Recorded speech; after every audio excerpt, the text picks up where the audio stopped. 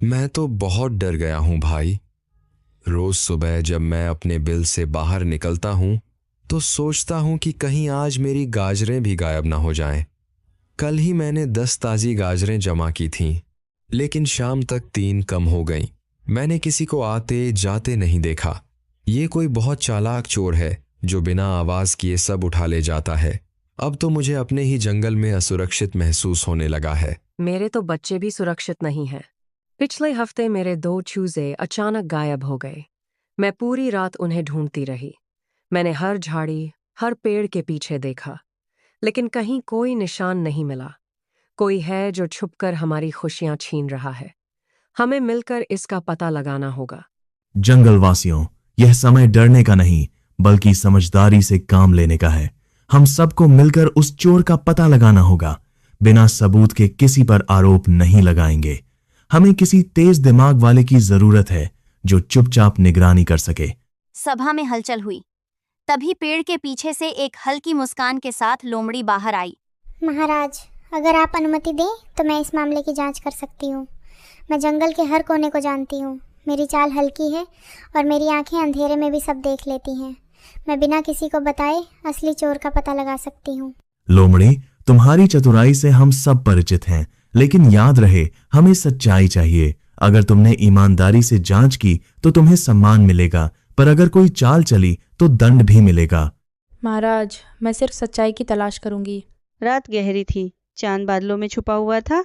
लोमड़ी चुपचाप झाड़ियों के बीच घूम रही थी। हम सबको शक है कि कोई बाहरी जानवर आया है, लेकिन असली राज तो यहीं जंगल के अंदर छुपा है। मुझे बस सही सुराग चाहिए। कल मैंने तालाब के पास अजीब पैरों के निशान देखे थे। वे किसी भारी जानवर के थे, शायद भालू।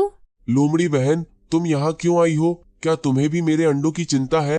हाँ कछुआ जी, मैं तो जांच कर रही हूँ। क्या आपने कुछ अजीब देखा था उस रात?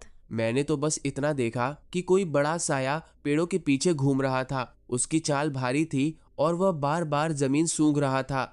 लोमड़ी ने ध्यान से सुना। लोमड़ी भालू के पास पहुंची। भालू भाई, आप रात को कहाँ थे? तुम मुझ पर शक कर रही हो? मैं तो शहद की तलाश में पहाड़ी की ओर गया था। तुम जानती हो मुझे मीठा कितना पसंद है। मैं किसी का खाना नहीं चुराता। लोमड़ी हाथी के पास गई। हाथी दादा, क्या आपने कुछ देखा? मैंने एक बात नोट की है। चोरी हमेशा अमावस्या के आसपास होती है, जब अंधेरा ज्यादा होता है, और हर बार किसी ने पहले से खाना जमा किया होता है। यह काम कोई ऐसा कर रहा है जो सबकी आदतों को जानता है। अगली अमावस्या की रात लोमड़ी एक पेड़ के पीछे छुप गई। उसने देखा कि झाड़ियों के बीच से एक परछाई धीरे धीरे आगे बढ़ रही है। वह खरगोश को चुपके से खा रहा था। लोमड़ी ने सब कुछ देख लिया था। अगले दिन शेर ने फिर सभा बुलाई। महाराज, असली चोर जंगली सुअर है। उसने मजबूरी में चोरी की, लेकिन गलती तो गलती है। मुझे माफ कर दो। मेरे बच्चों को खाना नहीं मिल रहा था। मैं मजबूरी में ये सब कर रहा था। मैंने गलत किया, लेकिन मैं भूख से मजबूर था। अगर आप सब मदद करें तो मैं फिर कभी चोरी नहीं करूंगा। अगर बात भूख की है तो हम मिलकर खाना बांट सकते हैं। इस एंड हाँ, हम सब मिलकर एक भंडार बना सकते हैं। सही कहा। जब हम साथ हैं तो कोई भूखा नहीं रहेगा। आज से हमारे जंगल में चोरी नहीं, सहयोग होगा। लोमड़ी, तुमने समझदारी से जासूसी की। तुम्हें जंगल की मुख्य जासूस घोषित किया जाता है। धन्यवाद महाराज। सच्चाई की जीत ही असली जीत है। सबने मिलकर भोजन का भंडार बनाया और किसी को भी भूखा नहीं रहने दिया। लोमड़ी की जासूसी ने न केवल चोर को पकड़ा, बल्कि जंगल को एकजुट भी कर दिया। सीख: चालाकी तब अच्छी होती है जब उसका उपयोग सच्चाई और भलाई के लिए किया जाए, और जब समाज मिलकर काम करता है तो कोई समस्या बड़ी नहीं रहती। अगर आपको ये कहानी पसंद आई हो तो चैनल को सब्सक्राइब, लाइक करें और घंटी का बटन जरूर दबाएं।